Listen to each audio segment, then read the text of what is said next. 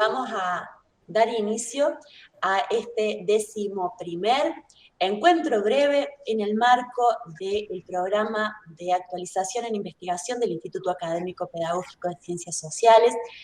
Y después de unos 15 días sin vernos, después cuesta retomar, me parece que está costando un poquito retomar la práctica de estos encuentros. Hoy vamos a iniciar como si fuese la última fase en un proyecto o en una acción, una actividad de investigación, que es la de construir la comunicación.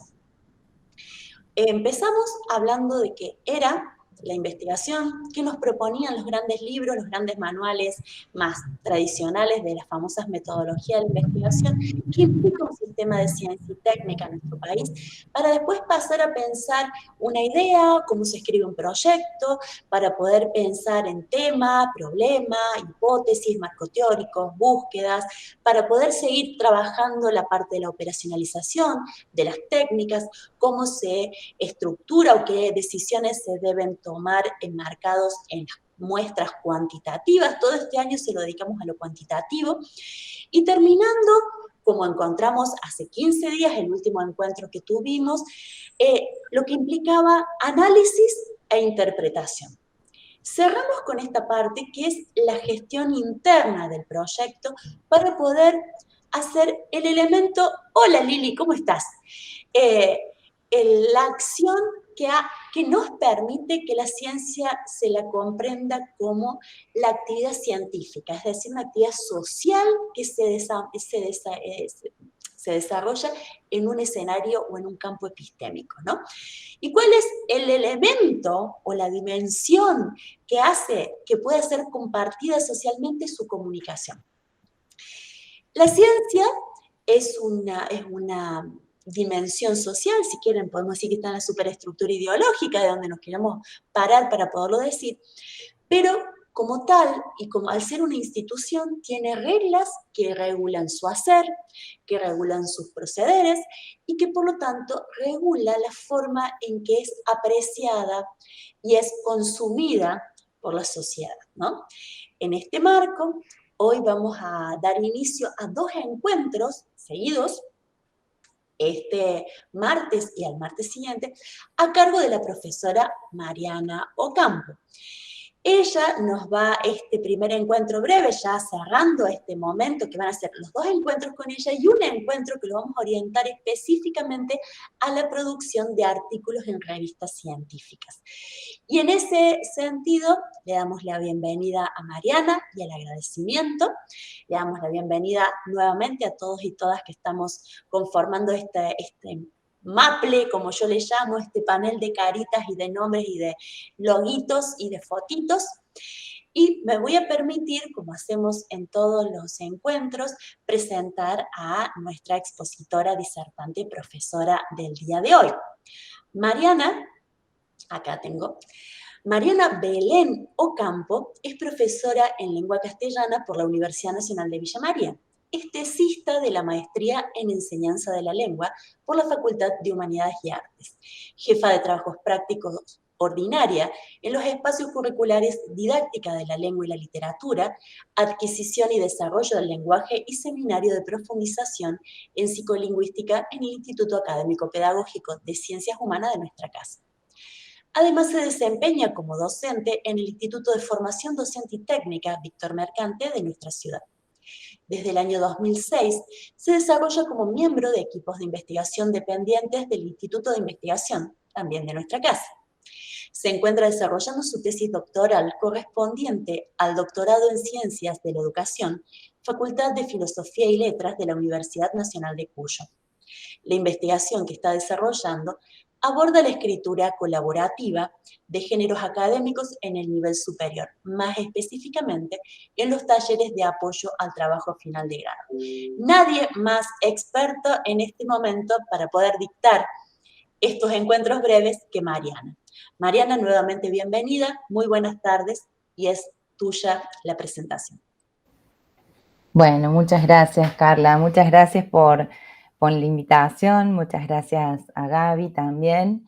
Bueno, y gracias a todos y a todas los que han concurrido esta tarde. Les agradezco su participación. Bueno, sí, soy profe, me autodefino como profe de lengua y sus anexos, todo lo que viene ahí, ¿no? Es un campo amplio el de la lengua y la literatura, y eso está bueno porque permite incursionar ahí en áreas bastante interesantes. Bueno, cuando Carla me propuso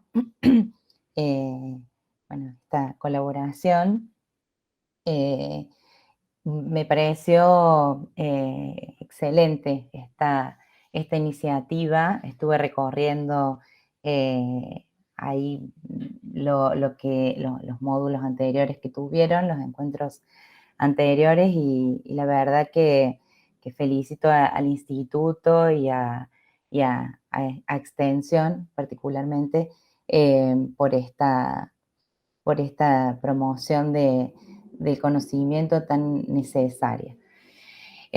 Bueno, yo traje un PowerPoint para orientar, porque, digamos, el encuentro dura 1 hora, entonces eso restringe,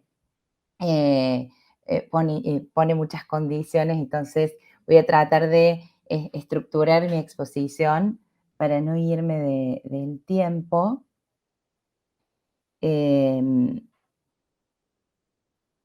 Y seguir acá el esquema que pensé para hoy.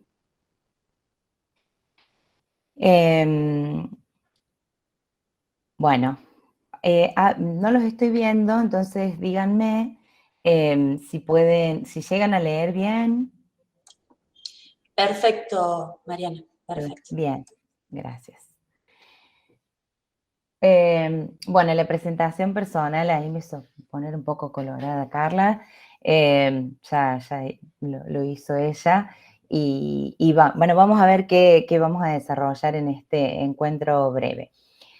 La idea está en que puedan, como lo dice el título, aproximarse al discurso académico, a aquellas cuestiones fundamentales para la elaboración, para la comprensión y producción de géneros o de discursos académicos, porque estos géneros implican ciertas estrategias tanto para la comprensión como para la producción, porque vamos a ver que son complejos. Vamos a indagar acerca de cómo se conceptualizan los textos, qué son los textos, qué se entiende por géneros discursivos, qué características tienen los géneros discursivos académicos, cuáles son las estrategias lingüísticas que aparecen allí. Vamos a ver algunos ejemplos y hacia el final un ejercicio de reconocimiento.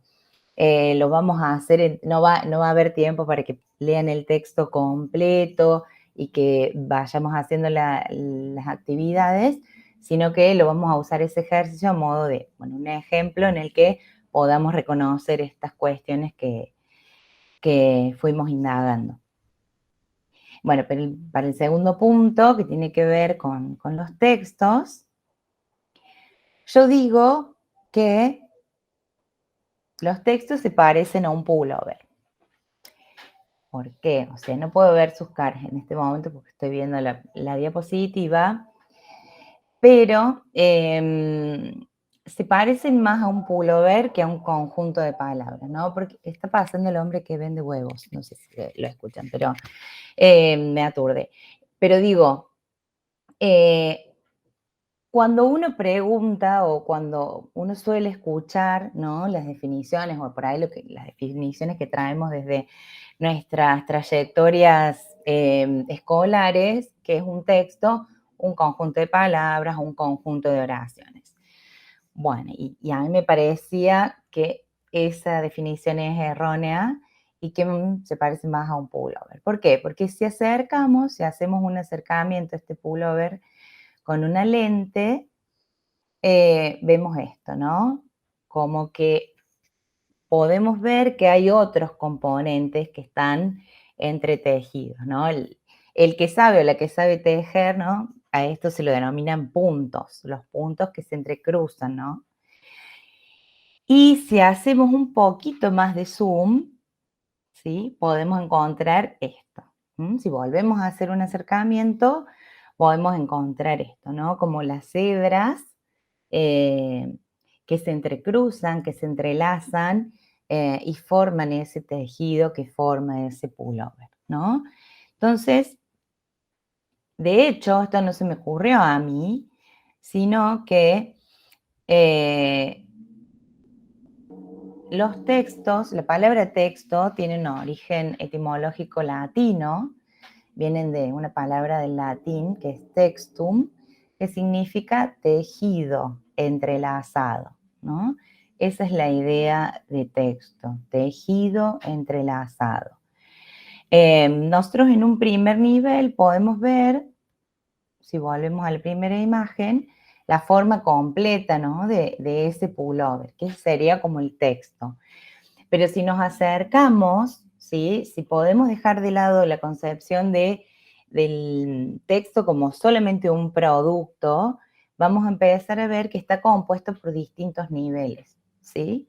Hasta llegar a los niveles más elementales, que son estas fibras que conforman el material con el cual se teje el pullover. No son conjuntos o no son un conjunto de oraciones. Un texto no es un conjunto de oraciones, no es un conjunto de palabras. ¿Por qué? Bueno, porque tienen múltiples dimensiones.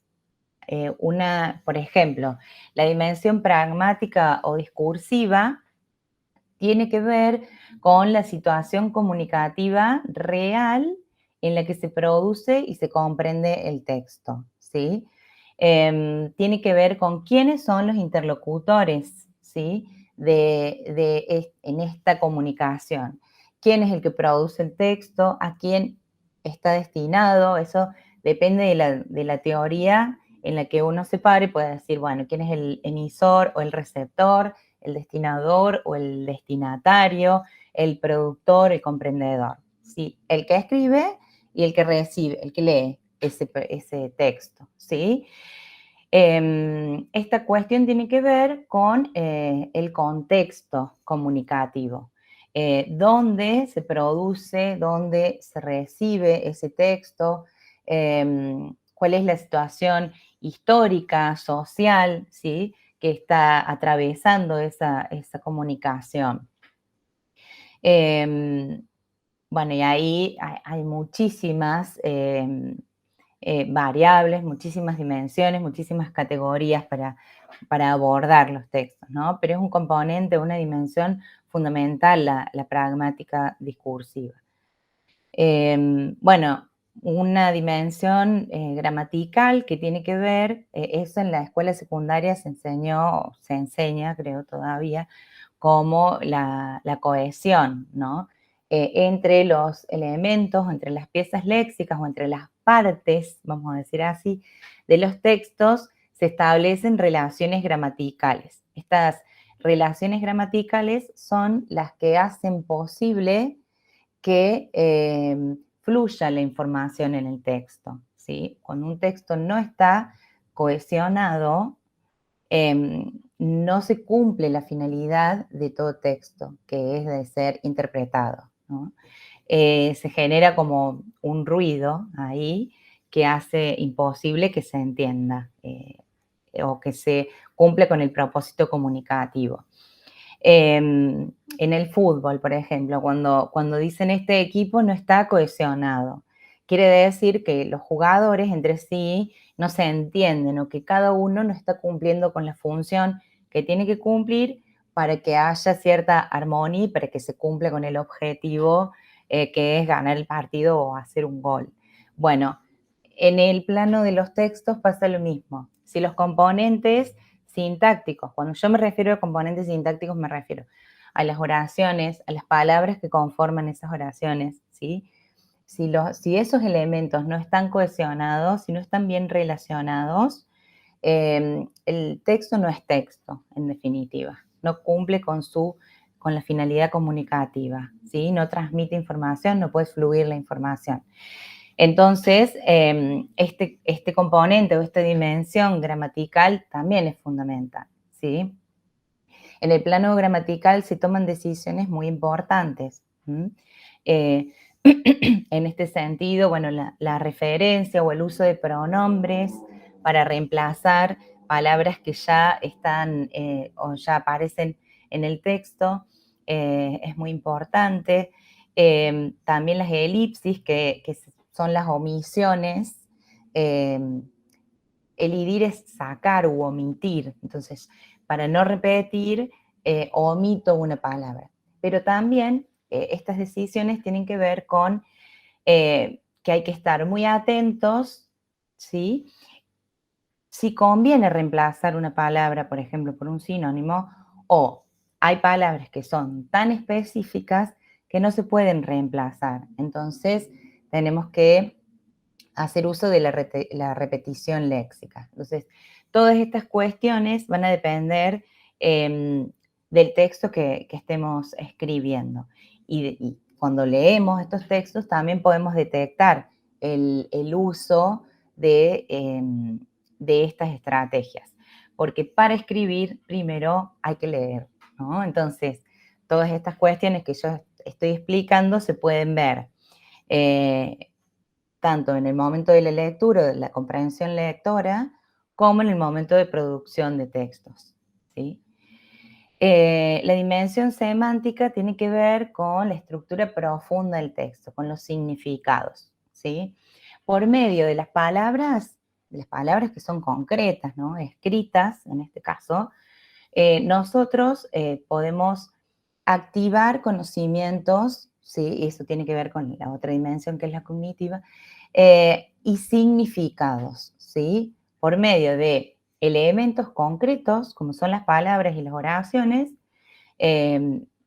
podemos activar significados. La dimensión gramatical y la semántica son dos caras de una misma moneda, porque si hay problemas sintácticos, o sea, si hay problemas al interior del texto cuando yo escribo, ¿sí?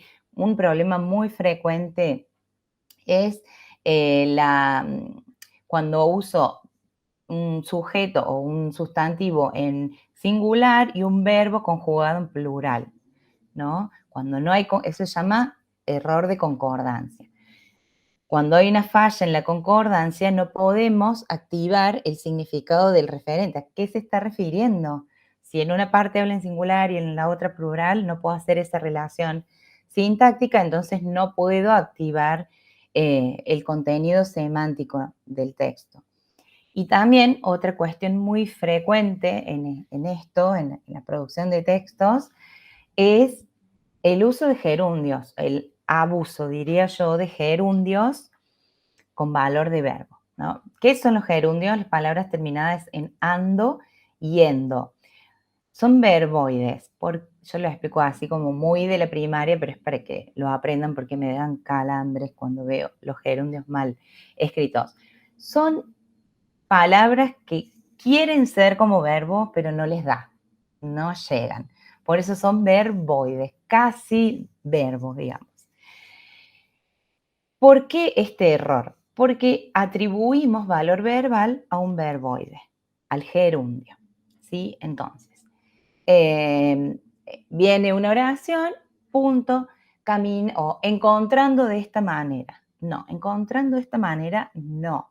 Tengo que decir quién es el sujeto, ¿no? Los investigadores encontraron de esta manera tal cosa. Porque cuando yo encuentro un gerundio así aislado, no puedo reponer la información, no puedo reponer cuál es el referente, cuál es ese sujeto, a qué está haciendo referencia, de qué está hablando, ¿sí? Bueno, ese tipo de problemas sintácticos, entonces, generan problemas semánticos. Podrían estarse preguntando en este momento, entonces, ¿cuándo está bien usado un gerundio? Cuando está en una frase verbal, ¿sí? Fue caminando al kiosco a comprar una cerveza, ¿sí? Ahí está una frase verbal y ahí está bien usado. Pero no atribuyamos valor de verbo al verboide, porque eso es uno de los problemas más frecuentes en la escritura de textos en el nivel superior, ¿sí? Y bueno, y lo cognitivo, como ven, es muy difícil separar los niveles porque están todos imbrincados. Es una sola realidad, la del texto, que está entrecruzado por todas las dimensiones, ¿sí? La cognitiva tiene que ver con que también esos significados se activan en nuestra mente porque tenemos conocimientos previos y los textos son ese puente que hacen que seamos capaces de relacionar la información nueva que todo texto tiene que tener, si no, no es relevante, con la información previa que ya disponemos en nuestras estructuras mentales, ¿sí? Por eso hay unos autores que son austríacos, creo que uno ya se murió, que se llaman Vibrandi y Dressler, que dicen que el texto es un proceso producto. Es un producto comunicativo que circula socialmente, pero también es un proceso cognitivo, ¿sí? Es un proceso producto que incluye estas dimensiones que yo les nombro acá, que cada una de estas dimensiones se puede desglosar en varios ítems más, ¿sí? Entonces, y todo esto que yo estoy diciendo no lo digo de los textos así como general. Estoy hablando específicamente también de los discursos académicos. ¿Mm? Todas estas características, todas estas dimensiones atraviesan a los discursos académicos, a los textos académicos. Y entonces yo acá estoy hablando del concepto de texto y metí lo de géneros y lo de discursos. ¿Son lo mismo? Bueno, se puede entender que los géneros discursivos son materializaciones, concreciones de los géneros. Creo que si hay alguna pregunta, después yo la leo porque no estoy viendo en este momento la pantalla. No te preocupes, cualquier cosa, al final Bien. después hacemos a micrófono abierto Perfecto. o que escriban en el... Genial. Genial, gracias, Carla. Entonces son concreciones, los géneros, de los textos, ¿sí? Porque es lo que uno dice, ¿qué es esto? Bueno, esto es una receta. ¿Qué es esto? Esto es un prospecto de medicamento. Esos son los géneros discursivos. Concretizaciones, ¿sí? Son objetos concretos que circulan socialmente y que se nuclean, ¿sí? A partir de que comparten ciertas características lingüísticas y funcionales. Yo acá les puse un ejemplo, ¿no? No son académicos los ejemplos, pero si no llegan a ver, dice, lo usás hasta en la dieta de la luna, lo usás en cualquier lado y dice caldo de pollo Lucchetti. Y por otro lado, como un muñequito, una muñequita que dice, mi Fanta tiene sabor a una burbujeante aventura. Fanta, mi diversión, tiene sabor a, ¿no? Cualquiera de nosotros, inclusive alguien que esté en primer grado de la primaria, nos puede decir a qué género pertenece, ¿no? Cuando le preguntamos qué, no le voy a preguntar a un nene de 6 años, ¿qué género pertenece? Pero, ¿qué es esto? ¿No? ¿Qué podríamos decir? ¿Qué son estas dos? Si hay alguien ahí. Estamos tímidos hoy, estamos tímidos. Estamos A ver, Julio. Texto publicitario. Muy bien, son dos publicidades, muy bien. Por más que no las hayamos visto, sabemos, ¿sí? En nuestra representación mental que tenemos de una publicidad que encajan perfectamente con ese género. Estos son dos textos publicitarios. Comparten, digamos, funcionalmente cuál es el objetivo que persigue un texto publicitario, vender, ¿no? Que el destinatario consuma, que compren, ¿sí? Que compren Lucchetti, que compren la Fanta, ¿sí? Y además de eso, buscan cierta cercanía, bueno, se puede hacer todo un análisis del discurso, que no es el caso, pero buscan que haya cierta identificación, fíjense hacia qué edades puede ir dirigida una y hacia qué edades hacia qué destinatarios puede estar dirigida a la otra, ¿no? Un uso particular del lenguaje y mucho recurso gráfico ahí, que los que estudiaron comunicación van a saber mucho más que yo de eso. Pero bueno, genéricamente nos damos cuenta de que son publicidades, ¿sí? Bueno, comparten eso, comparten características lingüísticas y funcionales. Bueno, ¿qué pasa con los géneros discursivos académicos? El ámbito de circulación por antonomasia de los textos académicos es la universidad. En la universidad se produce o se producen, ¿sí? Géneros académicos, textos académicos, y también se consumen, ¿sí? Ahí escuchaba que Claudia dijo, ahora tenemos un licenciado. Bueno, para llegar a ser un licenciado, para llegar a graduarse de la universidad, una persona tiene que haber consumido a lo largo de todos esos años muchísimos géneros, textos académicos, ¿no? Como que la formación se nutre de eso. Por eso digo que el ámbito de circulación por antonomasia de los géneros académicos es la universidad. Pero también hay organismos de ciencia y técnica, como en nuestro caso, en el caso de Argentina, CONICET, bueno, otros organismos también a nivel internacional. También circulan en los congresos. Vieron que cuando se hace un congreso, los participantes escriben ponencias, ¿sí? Bueno, ahora también, por lo menos en los congresos de educación, hay sistematización de prácticas, experiencias didácticas también, como que se abrió un poco más a otros géneros académicos. Pero donde más variedad encontramos en la producción y en la comprensión de géneros académicos es en la universidad, porque ¿con qué géneros nos encontramos? Bueno, la respuesta en parcial es un género académico, ¿no? Pensándonos como escritores nosotros. Cuando nos piden un ensayo, estamos escribiendo un género académico. Para los chicos que se recibieron hace poco, la tesis, o el TFG, mejor dicho, el trabajo final de grado, es un género académico ahí bien potente, que implica escribir secciones también, con distintas estructuras, con distintos objetivos, ¿no?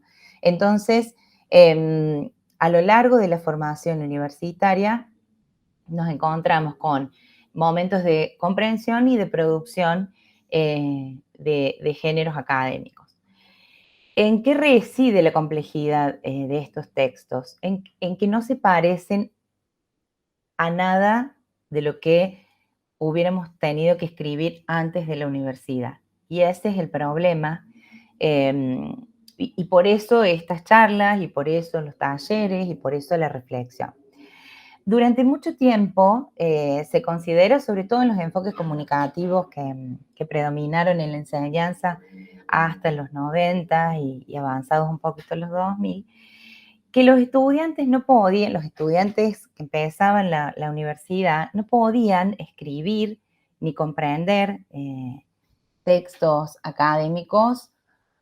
Se llama como también la teoría del déficit, digamos, porque no tenían las estrategias necesarias, no habían aprendido no se dicen estrategias, en ese momento se decían las capacidades, las habilidades necesarias para escribir. Era un problema del estudiante. El estudiante no era capaz de producir eso porque no las había aprendido, ¿sí?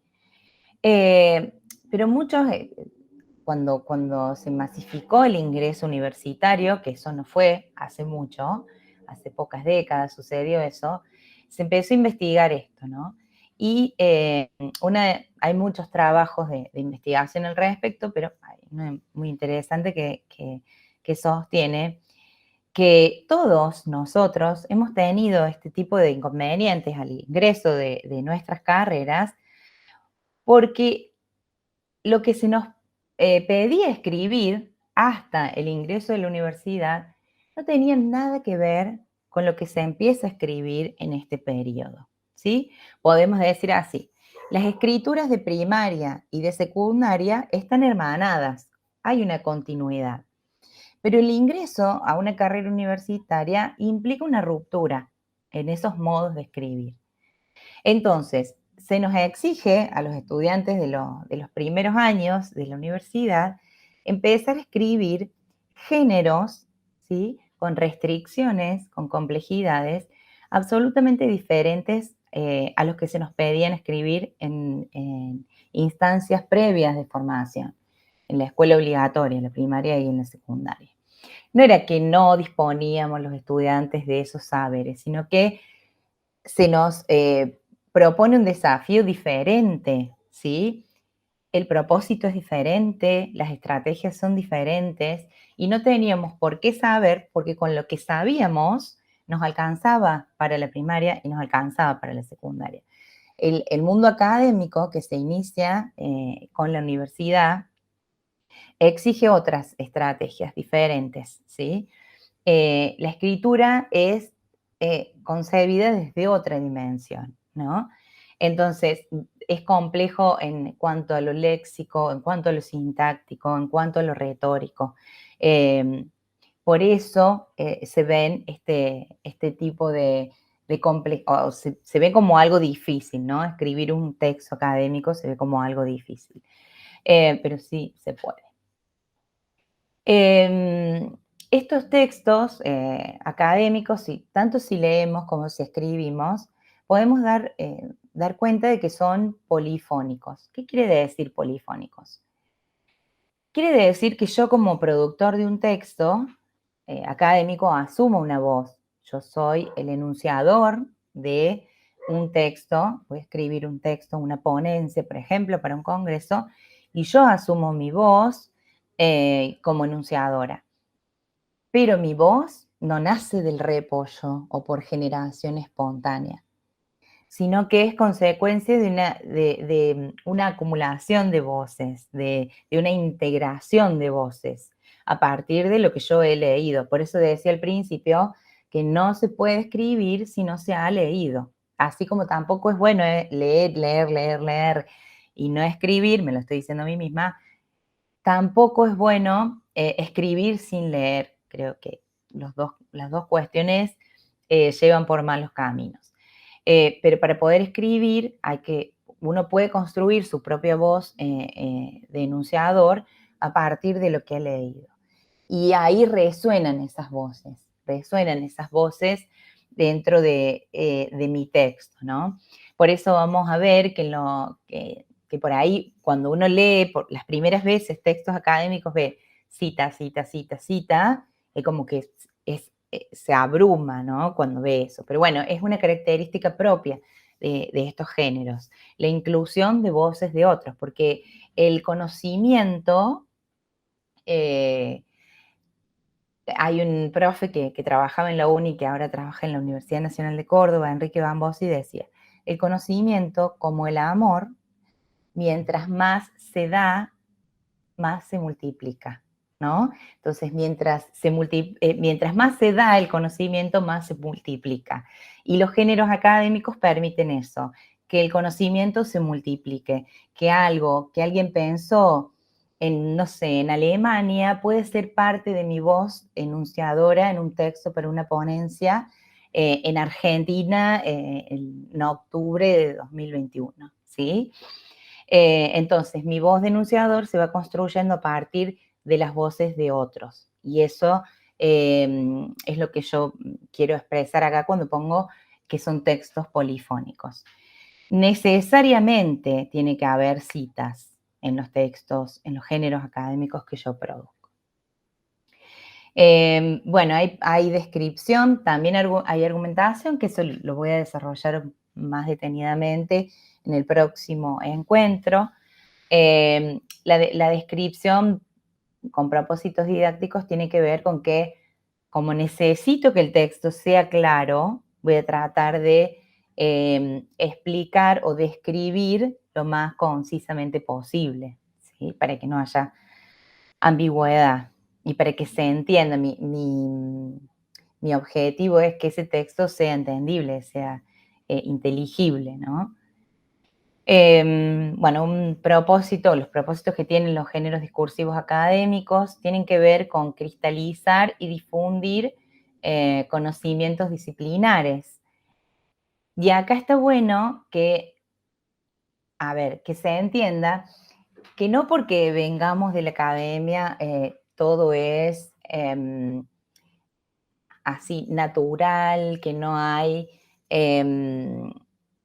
objetivos políticos, que no, digamos, los géneros académicos, si bien buscan la objetividad, siempre hay ideologías, siempre hay posicionamientos ideológicos, ¿sí? Cuando en los congresos se debate, ¿no? Yo me voy siempre al lado de la educación, que es donde me formé, pero sé que es así en todos los ámbitos. Las propuestas, las ponencias o los debates que se arman son para legitimar conocimientos de una u otra teoría, de una u otra escuela, ¿sí? Para imponer, digamos, para convencer de que una postura, un posicionamiento o un estudio es válido frente a otros, ¿sí? Y de esa manera, como les decía, legitimar un punto de vista respecto de un campo del saber, ¿sí? No son ingenuas, no son Heidi las ponencias, ¿no? Siempre hay un propósito que tiene que ver con, bueno, con también la búsqueda de poder, la búsqueda de legitimidad, ¿sí? Y bueno, y en ese sentido van a oponerse a otros. Bueno, me ha pasado en Bariloche, en el Congreso sobre didáctica de las lenguas, en una misma mesa, dos corrientes opuestas que explicaban el mismo fenómeno, ¿no? Bueno, chispas salían, y eran todas profesoras, catedráticas, pero pasa eso, ¿no? Porque los textos materializan posicionamientos ideológicos, políticos, ¿sí? Así que bueno, también en los géneros académicos. Y esto también es relevante porque yo puedo dar ejemplos de mi área o de mi campo, porque conozco los procedimientos, los estilos propios de mi comunidad académica o de la comunidad académica a la cual yo pertenezco, ¿no? Bueno, mi título es tan amplio que puedo hablar de literatura, de lingüística y de educación, pero cada campo disciplinar tiene fuertemente determinados qué tipos de procedimientos se llevan adelante, cuáles son los estilos, ¿no? En la producción de saberes, cuáles son las tensiones que hay, cuáles son los enfoques y cuáles son los ejes, la columna vertebral de cada campo. Entonces, eso también se manifiesta en la producción de los géneros académicos, y está bueno también, si nos ponemos del lado del lector, poder discriminar, poder determinar. Por ejemplo, no hay nada más genial que poder leer un texto y decir, bueno, se ubica en el enfoque crítico o es tradicional, ¿sí? Entonces, a partir de las pistas léxicas que nos dan los textos, poder descubrir esto, ¿no? Dar cuenta del posicionamiento teórico del productor textual. A ver si se pasa. Bueno. Voy a tomar un poquito de agua.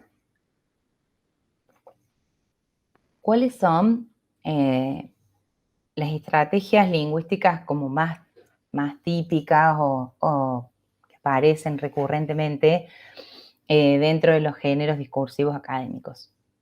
Primero quiero decir que cuando hablo de los géneros discursivos académicos, englobo muchísimas cosas ahí, ¿no? Como les decía, desde los más pedagógicos, como son, o de los textos de control. Vieron que por ahí los profes piden, no sé si a ustedes, porque les decía, lo de las comunidades académicas es bastante específico, pero informes de lectura, respuestas de parciales, monografías, bueno, desde esos hasta ensayos de laboratorio, ponencias, tesis de maestría, tesis de doctorado. Ahí Carla también decía publicaciones en revistas científicas. Todo eso engloba este gran título de los géneros discursivos académicos. Nosotros ahí, o como estudiantes de grado o de posgrado, ¿somos productores de géneros discursivos académicos? Sí. Sí. De menor o mayor complejidad, pero sí. Y lo que sí somos es consumidores de géneros discursivos académicos. Dentro de este gran globo que les decía, que incluye a los géneros discursivos académicos, encontramos que, no voy a decir siempre porque hay excepciones, pero aparece fuertemente el registro formal. ¿Por qué me lo marca? El registro formal, bueno, es claramente una de las características principales de estos géneros. Como les decía recién, se emplean citas bibliográficas, referencias bibliográficas. O sea, después les voy a dar de todo esto un ejemplo. Un lenguaje que tiende a la objetividad, y aparece ahí un término que es medio difícil de entender, hasta a mí me costó entender qué era la modalización. Vamos a ir a un ejemplo no académico y después les voy a dar un ejemplo académico. ¿Vieron cuando quieren decir algo muy duro de una persona y lo suavizan? Bueno, como para no sacar el cuero, digamos. Eso es modalizar, ¿no? Acomodar, ¿sí?, los modos para que no suene tan rotundo, ¿no? Tan tajante, vamos a decir así. Podría haberse venido un poco más peinada, digo yo, ¿no? Ahí estoy modalizando. Bueno, en los géneros discursivos académicos esto aparece, es muy importante, ¿no? No todos los productores de géneros pueden usarlo, sobre todo los novatos, pero es muy interesante porque está bueno porque deja un espacio que el lector tiene que completar, ¿sí?, para entender lo que quiso poner el productor textual. Modalizar es acomodar los modos, ¿sí?, digamos así. Después yo les voy a dar un ejemplo. El léxico preciso y específico. No puede haber ambigüedad. Tiene que ser lo más claro posible, ¿sí? Bueno, aparecen definiciones, explicaciones, clasificaciones. Ahí de nuevo se evitan ambigüedades, se busca ser lo más claro posible. Y se da el uso de estas estrategias, las nominalizaciones y el uso de paráfrasis. Yo traje un ejemplo de cada uno. Bueno, acá se me fue para arriba ahí está. Los géneros discursivos, dice ejemplos del registro formal. Y puse un ejemplo incorrecto y uno correcto. Escribir en la universidad es remil difícil porque nunca sabes qué te van a exigir los profes. Eso es incorrecto en un género, aunque sea verdad, en un género discursivo académico no es correcto, ¿sí? Bueno, le buscamos la forma y decimos las prácticas de escritura en la universidad recurrentemente se manifiestan como un complejo problema retórico. Eso es me falta una coma acá, o si no, sacar esto, porque nunca se separa sujeto de predicado con coma. Tendría que haber puesto otra coma acá, pero me gusta más sin coma. Bueno, ven la diferencia entre un registro informal, que es el que no corresponde, y un registro formal. Y acá está el ejemplo de la búsqueda de la objetividad y de la modalización. Desde mi punto de vista, esto yo lo encuentro en textos académicos, así que pasa, no es que me tuve que reforzar para imaginarme un ejemplo incorrecto, pasa. Desde mi punto de vista, el autor está equivocado, ¿sí? ¿Está mal que yo piense así? No, no está mal que yo piense así. Puedo estar segurísima de que el autor está equivocado, pero no puedo escribir eso, ¿sí? No puedo escribir eso. No puedo decir que el autor esté equivocado. Y no puedo decir desde mi punto de vista porque me pueden contestar, ¿y quién sos vos? ¿Mm?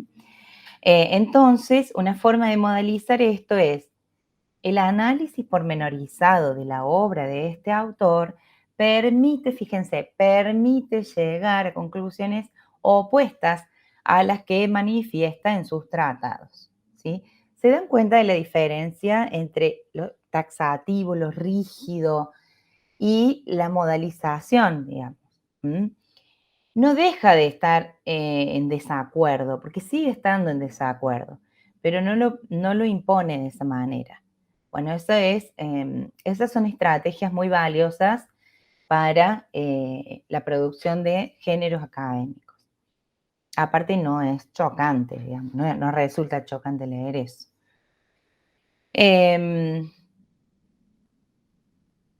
Bueno, con el léxico preciso, ejemplos de léxico preciso, ¿qué me refiero con eso? Por ejemplo, cuando aparece en un texto académico la palabra campo, la pieza léxica campo, va a significar una cosa si estamos en las ciencias agrarias. El campo es una cosa para las ciencias agrarias. El campo es otra cosa para la sociología, ¿sí? Para el trabajo social, por ejemplo. Y el campo es otra cosa para la física. ¿Se entiende? Dependiendo de la especificidad disciplinar, va a significar una u otra cosa, ¿no? Bueno, y ahí busqué un ejemplo del área de la economía o de las finanzas, de las cuales no entiendo mucho. Pero bueno, dice las definiciones. Eso es en el léxico preciso. Y en cuanto a las definiciones, pueden aparecer encabezadas por construcciones como se denomina, se entiende a tal cosa como tal otra, o bien pueden encontrarse entre paréntesis o entre comas. Y acá les traje un ejemplo de una definición que está entre comas, ¿sí? En empresas que llevan libros, que llevan registraciones que le permiten confeccionar sus balances en forma comercial, el periodo fiscal, coma, que podríamos definir como el ciclo de operaciones que conforman la liquidación impositiva, coma, coincide con, ¿sí? Hay una definición que está entre comas. También pueden aparecer con algunos encabezadores. Se define a, ¿sí? O también, en lugar de comas, pueden aparecer entre paréntesis. En los textos académicos se sugiere que se empleen comas porque, como están viendo acá, los paréntesis se reservan para las citas bibliográficas, ¿sí? Eso no quiere decir que como lectores no encuentren definiciones entre paréntesis, porque buscando este ejemplo vi varias. Pero se sugiere que para cuando escriban dejen reservados los paréntesis para las referencias o para las citas bibliográficas. Bueno, se busca una claridad conceptual. Este creo que es del área de la ciencia de la comunicación. Acá, en esta cita que es un poco extensa, dice una aproximación al estatus de la comunicación pública de la ciencia y la tecnología merece que nos detengamos inicialmente en la diferencia. Fíjense, la diferencia entre un campo de estudio o de investigación y una disciplina. Mientras una disciplina tiene objetos de estudio propios y métodos propios y consolidados, eso es disciplina, un campo de estudio o de investigación tiene objetos de estudio, pero toma prestado, integra métodos y aportes de múltiples disciplinas. Y él va a tomar la comunicación social como un campo de estudio. Entonces, cuando él se refiere a la comunicación social, ya se va a saber claramente, como lo expuso acá en este ejemplo, que se refiere a un campo de estudio y de investigación por antonomasia. Eso tiene que ver con la claridad conceptual, no confundir una cosa con la otra, de decir en qué lugar se posiciona y ser consecuente con eso a lo largo de todo el texto. De esta manera se busca evitar la ambigüedad, ¿sí? O la confusión. Porque un problema de ambigüedad o de confusión en alguna parte del texto puede hacer que las conclusiones del texto académico no tengan fortaleza o no se puedan sostener, ¿sí? Por eso hay que tener mucho cuidado entre el desarrollo de un texto y la conclusión. Tiene que haber una coherencia, sino cómo se sostiene, ¿no? Y cuando hay alguno de estos problemas de ambigüedad, de confusión, de falta de claridad, bueno, pues no podemos arribar a las conclusiones que queremos manifestar, ¿sí? Esta es la parte puramente lingüística que a mí me encanta, pero que tengo que ajustar para que se entienda, porque puede parecer un poco difícil, pero no, es muy simple. Las nominalizaciones y las paráfrasis también son recursos que son súper convenientes, muy oportunos, digamos, para producir textos académicos. ¿Qué es nominalizar? Yo al principio lo había dicho también. ¿Qué quiere decir nominalizar? Nominalizar viene de nominem, que quiere decir nombre. ¿Qué es el sustantivo? Es convertir cosas en sustantivos, ¿sí? Convertir frases en sustantivos, convertir verbos en sustantivos, ¿sí? ¿Puse un ejemplo acá? No. Bueno, por ejemplo, creí que sí puse un ejemplo acá. Dice, el rodado se amortizó en 10 años. La amortización fue de 485 pesos al año, ¿sí? Bien, de el rodado amortizó, se pasa a la amortización, ¿sí? ¿Se entiende? En una sola palabra yo puedo concentrar todo un enunciado, ¿sí? Por ejemplo, no cotidiano, sí. Odio planchar camisas. El planchado no es mi fuerte, ¿sí? Yo en el planchado ahí ya englobo todo lo que dije recién y cambio de una oración o de planchar camisas, ¿sí? Paso al planchado. ¿Se entiende ese cambio?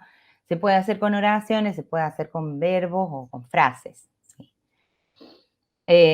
Sirve para evitar repeticiones también. Y cuando por ahí les piden abstracts, no sé, pues hay revistas o hay congresos que te piden abstracts o resúmenes, lo voy a decir en castellano, resúmenes de 200 palabras y uno no sabe cómo achicar. Bueno, la nominalización te salva las papas, porque con una sola palabra resumís o incluís toda una oración. Y la paráfrasis es volver a decir lo mismo con otras palabras, ¿sí? Acá hay 2 ejemplos que saqué de una revista. No los puse. Bueno, sí, después los puse en la bibliografía. Dice, los españoles son de siglos anteriores los ejemplos que estaban publicados en este artículo en el cual los encontré. Los españoles primitivos usaban de la poligamia. Esto es que tenían a un tiempo muchas mujeres en matrimonio. Fíjense que acá hay un encabezador. No me lo marca. Sí, acá está. Un encabezador de la paráfrasis, ¿sí? Esto es, encabeza la paráfrasis, que es volver a decir lo mismo con otras palabras. Alemania no podía dejar caer el franco porque eso significaría atrasar la fecha establecida para la moneda única o, lo que es lo mismo, un nuevo fracaso del proceso de unidad europea. Esto que está acá, lo que es lo mismo, es el encabezador de la paráfrasis. Un nuevo fracaso del proceso de unidad europea es lo mismo que todo lo que dice anteriormente. En la paráfrasis, en vez de achicar, se extiende el número de palabras. Lo contrario de lo que decía recién. Cuando nos piden que tenga cierta extensión y no llegamos porque nos faltan palabras, un tip es usar las palabras. No a la manchancha, digamos. Tiene que seguir un plan textual, tiene que seguirse un plan textual para la producción. Pero son estrategias que son válidas. Bueno, ya son las 4, pero les propongo esto. Ahora voy a pedir que participen. Yo les voy a leer 2 fragmentos. Y ustedes me van a decir cuál de los dos les parece que es académico, que hay uno que es académico y el otro no. El mundo. Un hombre del pueblo de Neguá, en la costa de Colombia, pudo subir al alto cielo. A la vuelta contó. Dijo que había contemplado desde arriba la vida humana y dijo que somos un mar de fueguitos. El mundo es eso, reveló, un montón de gente, un mar de fueguitos. Cada persona brilla con luz propia entre todas las demás. No hay 2 fuegos iguales. Hay fuegos grandes y fuegos chicos y fuegos de todos los colores.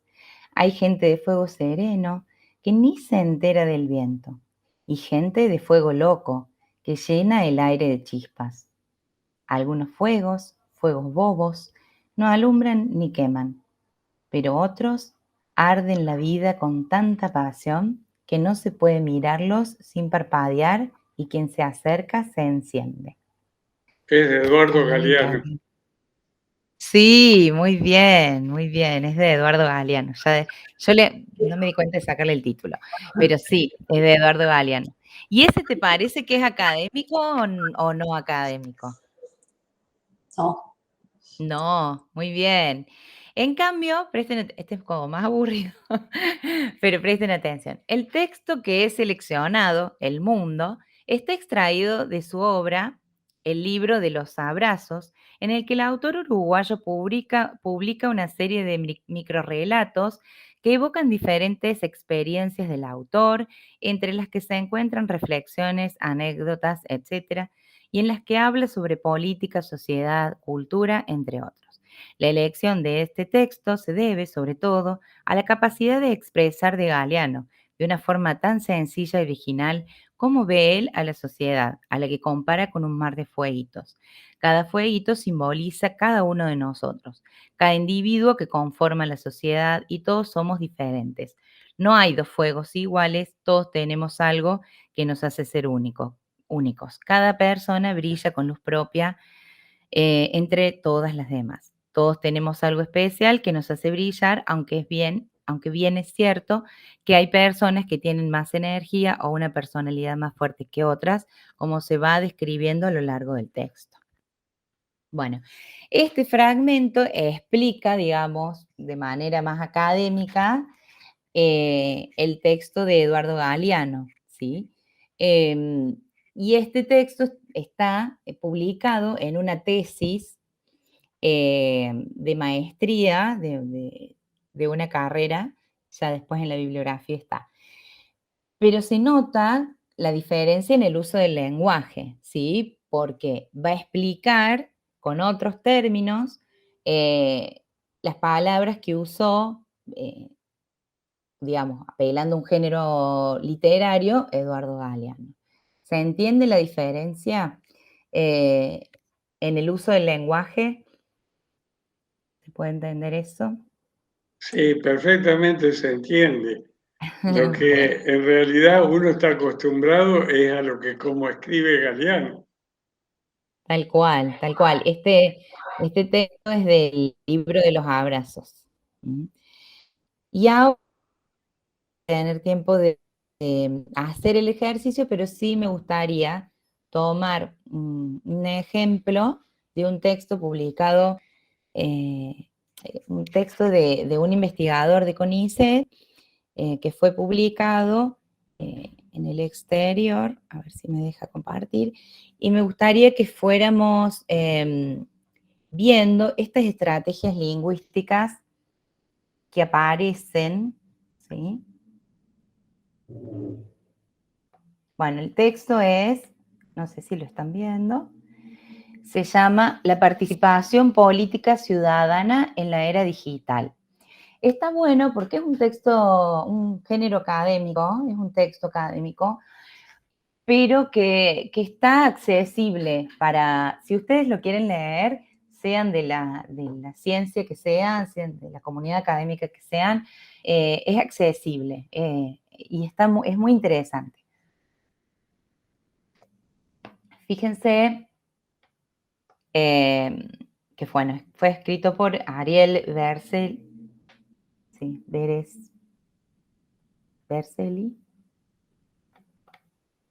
Tienen el resumen, las palabras clave. Bueno, y ahí empieza el desarrollo. Cada vez que un investigador de CONICET publica, tiene que hacer esta llamadita. Es algo que le pide ese organismo. Y acá yo marqué, espero que se... Bueno, acá, ven, en un texto real, completo, de carne y hueso, le digo yo, él construye su voz a partir de las voces de otros autores. Esto es lo que yo les decía, que es la polifonía, ¿no? La presencia de otras voces en mi propio texto. Bueno, en el propio texto de alguien, ¿no? Ahí también se está citando a sí mismo. Pero no puede poner yo, 2009. Tiene que poner su apellido, obviamente. Bueno, lleno. Siempre que encuentren, que busquen un género académico, van a encontrar esto. Los chicos que hicieron el TFG hace poco, seguramente lo tienen a esto aceitado, porque para evitar el plagio, se sugiere que aparezcan las referencias bibliográficas de aquellas cuestiones que no pensé yo, que no escribí yo. La idea de alcanzar gobiernos electrónicos abiertos ha surgido recientemente como una vía, una alternativa, como un camino posible que conduzca a la construcción de mejores formas de gobierno en la era digital. Estas iniciativas, o sea, con estas iniciativas iniciativa es un sustantivo, nominaliza todo lo anterior. Se ve cómo funciona, ¿sí? Gobiernos abiertos, alternativas, caminos posibles, son todas iniciativas, ¿sí? Eso es un ejemplo de nominalización. Por acá abajo, bueno, dice, en una llamada, una cita al pie, ¿sí? Vemos arriba que tiene que estar el 4 chiquitito, los bienes y cita al pie.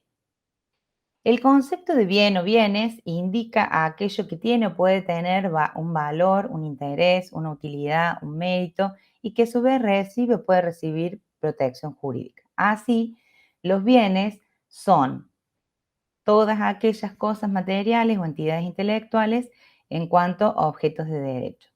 La definición de bienes alcanza a todo lo que sea o pueda ser jurídicamente tutelado más allá del, bueno, bla, bla, bla.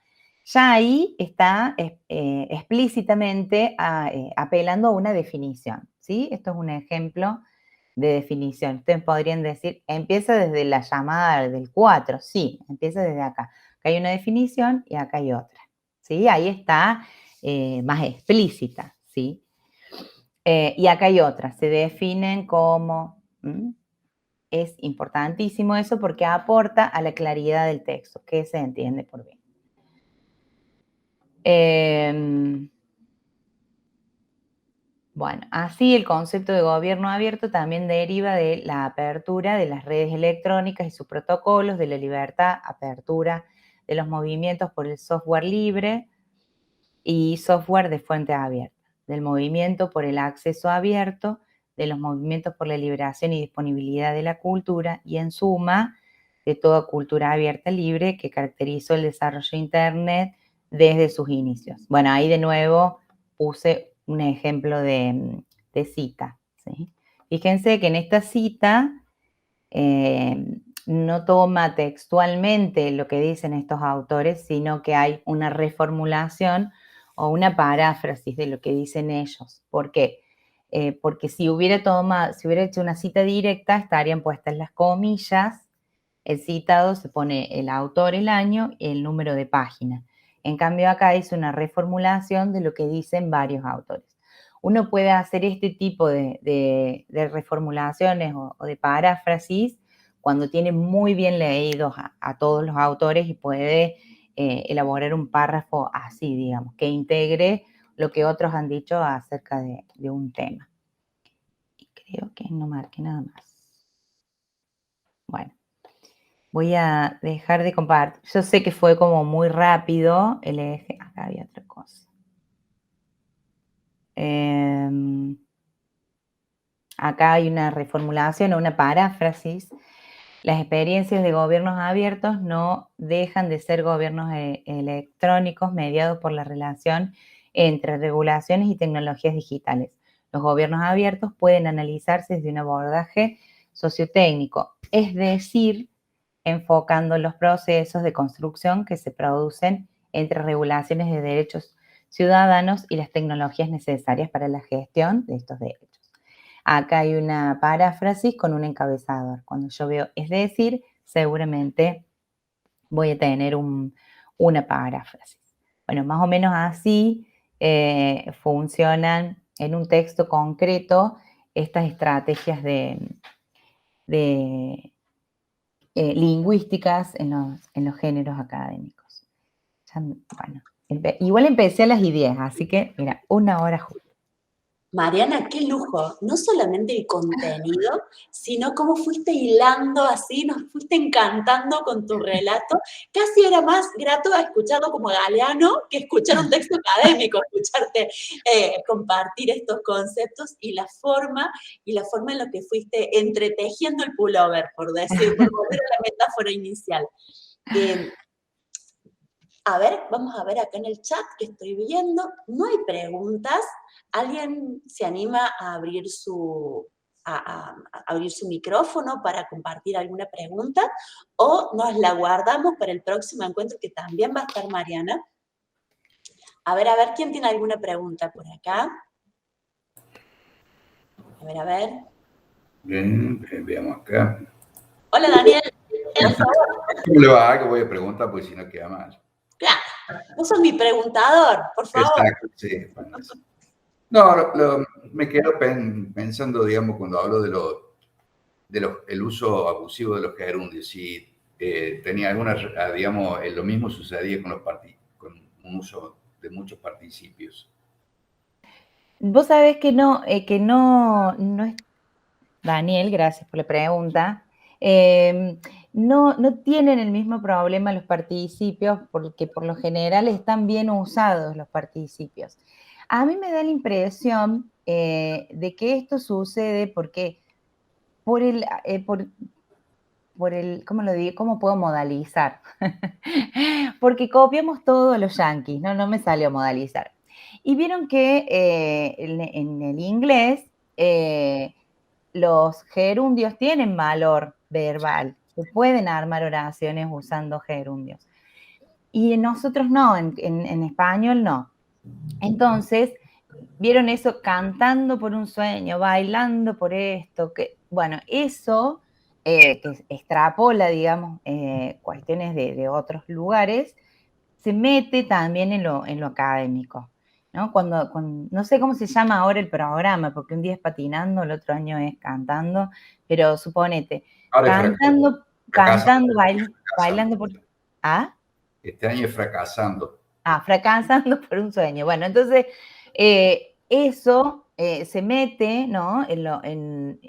Digamos, lo mediático se mete hasta en lo académico y le queremos forzar al gerundio o queremos que el gerundio asuma características verbales que no tiene. El gerundio no tiene persona, no tiene número, ¿sí? Tiene una carga semántica de tiempo, del tiempo presente. Tiene una carga semántica de presente, pero no se puede, es una forma no conjugada del verbo.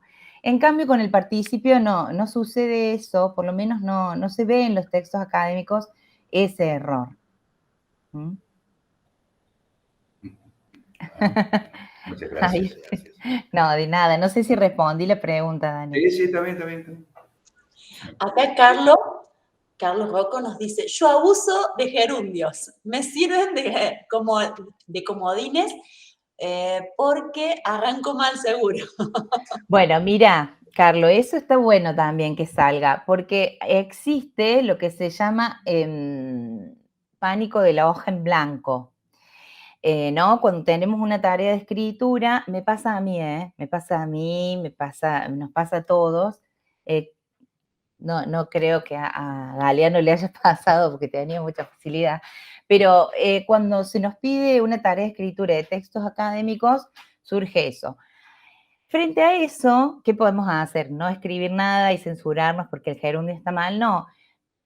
Si una estrategia mía de producción de texto es planificar usando gerundio, joya, está genial. Joya no es un término académico y además me delata la edad, pero está fantástico. Modalice, profesora, modalice. Modalizo. Está muy bien. Mientras quede en la planificación, ¿no? Mientras quede en la planificación. Para eso sirve la planificación, para que yo pueda derrapar con lo que quiera, pueda poner lo que creo que voy a desarrollar, lo que creo que está bien, y después en la puesta en texto, redacción, voy a pulir eso. Y me voy a fijar en los gerundios. Y me voy a fijar en el cual, que seguro puse 50 y 49, están mal, porque el cual también es otra cosa, ¿no? La canilla quedó abierta, el cual, no. A mí me gustaría tener esas cruces de los jurados, no.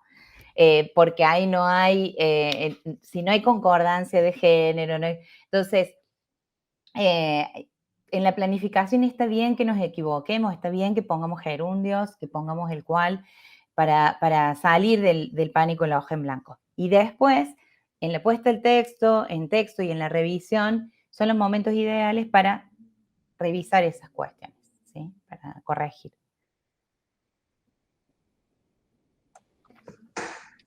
¿Quién más? ¿Quién más? Qué interesante. Aparte, bueno, a los que venimos por ahí más vinculado a la comunicación, todo lo que implica sus cruces con la lingüística, nos gusta. Carlos, por favor, levantó la manito nuevamente. Sí, no, una pregunta concreta. ¿Y la otra no era? Si no, está bien. Solo con acento, sin acento es un tema. Solo, mira, hasta hace muy poco, todo cambia. Hasta hace muy poco, solo con acento se usaba como sinónimo de solamente, se usaba como adverbio. Por ejemplo, estoy solo es un adjetivo, porque si lo paso a femenino es estoy sola. Cambia en género, es adjetivo. Pero solo me gusta el ketchup, ¿sí? Ahí iría con acento porque es solamente me gusta el ketchup. Pero ahora, no sé, me voy a fijar si ayer ha cambiado eso. Ahora se usa sin acento también. Igual no está mal que se ponga con acento, puede aparecer con acento siempre que sea adverbio, siempre que sea equivalente a solamente. Si es solo de adjetivo masculino o singular, es sin acento. Sí, eso salió el año pasado, puede ser, Sí. Mariana, salió el año pasado y realmente es un problema porque es el mismo término que en distintos usos generalmente la tilde permitía Te ayuda, en ciertos usos. A mí me pasó lo mismo, yo sigo escribiendo solo de solamente con acento. Sí. Me pasa exactamente lo mismo, Carlos. Bien, qué linda clase. Qué lindo. Gracias, Carla. Muy lindo encuentro, muy entretenido aparte, porque uno dice, pero muchas veces abordar las cuestiones más vinculadas al discurso académico, científico, a su escritura, es una cosa que a priori suena como densa, ¿no? Como de esto mejor. Caro, que tengas muy buenas tardes. Gracias. Adiós, adiós. Y realmente que poder haber hecho con tanta didáctica, con tanta pasión, y pasar de Galeano a Violeta Parra es interesante hablando de aspectos académicos. Así que mira que canto, No, chau, Antonella. No, es un gusto. Es más, no me animé porque no conocía el público, ahí está la cuestión retórica. Pero cuando preparaba la clase es como desconcertante que te digan un texto parece un pullover. Y había puesto el meme de Shrek haciendo, y digo, no me animo a tanto, pero bueno, me alegro de que se haya entendido, porque ese es el objetivo que cualquier clase tiene, ¿no? No de que sepan lo que yo sé, sino de que aprendan y puedan relacionar con lo que ustedes saben. Ustedes saben un montón de cosas que yo no. Entonces, está bueno que lo que yo les ofrezca, ustedes lo pueden relacionar con su campo disciplinar. Así que si pasó eso, yo estoy muy satisfecha. Y aparte, para dar cuenta de la mejor manera posible de todo lo que se ha hecho construyendo un objeto de estudio. Tal cual. Mariana, muchísimas gracias a Nada. todos los presentes.